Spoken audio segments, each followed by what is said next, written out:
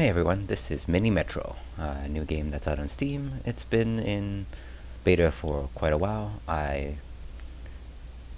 found out about this a couple years ago actually, when they were originally developing it. And I've been following them since. There was a browser version. This is built in Unity, so there was a browser version playable for quite a long time. And I played that extensively, with very few features, but the core gameplay here is very compelling. So it is a subway train station building game, but very minimalistic. You can see here some of these train cars moving around and they're picking up passengers. So we'll go in here to play, and they have a variety of cities that's been modeled. You can see here that the city itself is has a map. The map is consistent, but where the locations are of the stations are randomized. So let's go with Melbourne. So there are leaderboards and different game modes. So here there is normal game mode, which allows you to change the stations, or not the stations, but the tracks that you have built. In extreme, you can't do that. Once you place a track, they're permanent. So normal is a lot more forgiving in that sense. Endless, you can play as long as you want, as far as I know. I haven't actually played that very much. So let's go right in there and I can show you guys what's going on.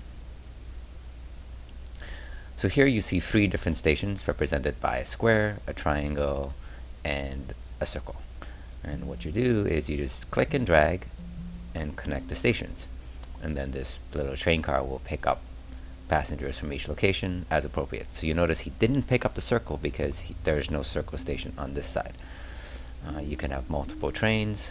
Here I have 3 different tracks available of those 3 colors.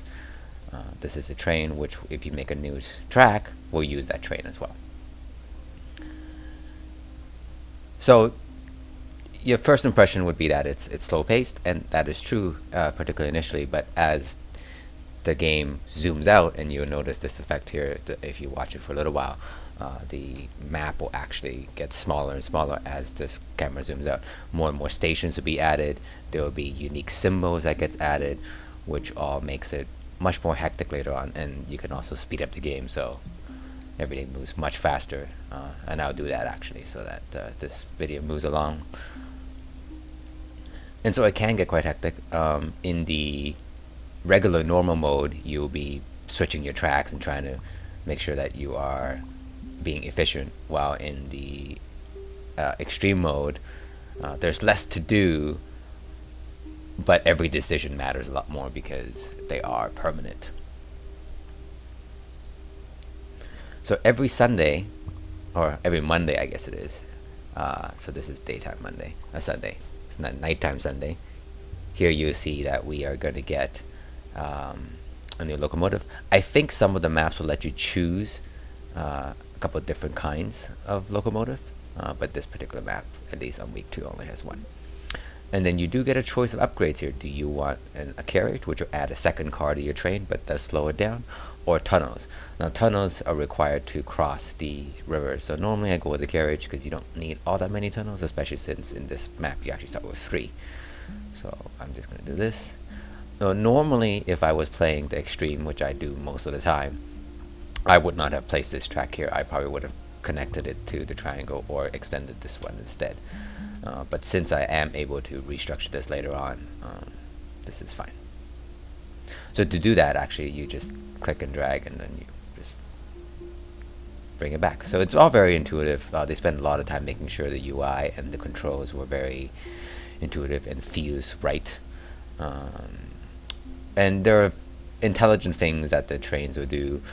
For example, if you end up moving this entire track, it's going to maintain this until it's dropped off all of its passengers, and then it will disappear. So you can't trick it by going, I'm going to remove this track really fast and put another track. Some people like that, but it's kind of gimmicky. So here we have 3 different circles connected by 1 line, which is normally not a very good thing. So what's going to happen is, it isn't going to pick up these triangle passengers because there's no triangle on that side to drop them off at. So here we can choose a new line or another carriage. I'm gonna go for the carriage here, because I'm gonna add a second card to this one, and a second card to that one. And the second card can also be removed, see? So now I can drop one here, or just one instead.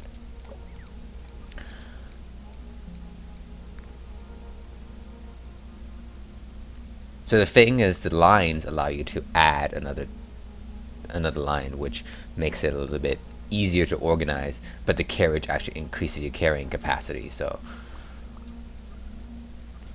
it's a trade-off. So this is very good, because now I have this particular track now has triangles, so instead of having to drop off all the triangles here, which is what was making a bottleneck, he can actually keep his triangles and drop them off there instead. So obviously it's abstracted, just because the triangle is here doesn't mean he doesn't want to go there, but as long as you deliver him to any triangle, it works. So here's a special symbol. The square does repeat. These are unique though. I've never seen these ones repeat. So there's stars and other shapes. So obviously I do not have another one. So I'm going to drag this piece over here and connect it there. I am going to need another train soon. So let's go with the carriage again, because I need to increase this capacity. You can add a second train to these lines, which I'm going to do here. I like to keep one of these around, just in case, a station gets overcrowded, and I, can't respond to it in time. Actually, I'm going to go this way.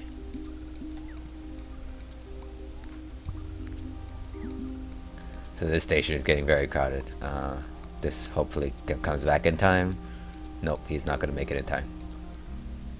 And so when a station is full, it gets overcrowded and the game ends. And so normally, if I was playing this more correctly, I would be trying to playing it on the slower speed and trying to predict where these overcrowding is going to happen and restructure the stations and the trains in such a way to stop it. So let's go back to the menu here, and we can see now that I have a best score mark, and we can go to the leaderboards, and you can see here that that was a terrible run. People have reached 2,600 passengers, which would have been much longer of a play. So yeah, I just wanted to make a quick video of this game and highly recommend it.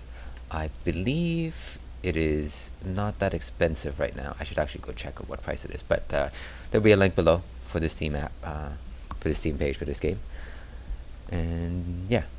Oh, one last thing. I did want to mention this daily challenge, which I just recently added. And it is a very specific game mode. So in this case, it is going to be played in the city of St. Petersburg on the extreme mode.